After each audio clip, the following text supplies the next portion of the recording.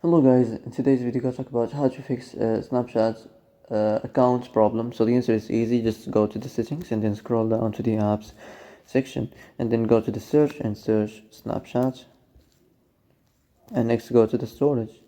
Here you will find this clear cache option, click on it. Now you can go check it if it worked, and if it didn't you can try to restart your phone or turn the Wi-Fi off and on, or the Bluetooth or the airplane mode.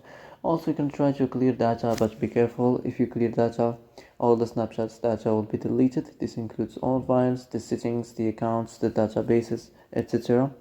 So be careful if you wanna clear your data.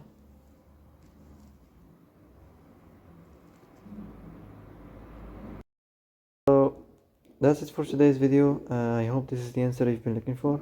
If you like this video, don't forget to like and subscribe, and see you in the next video.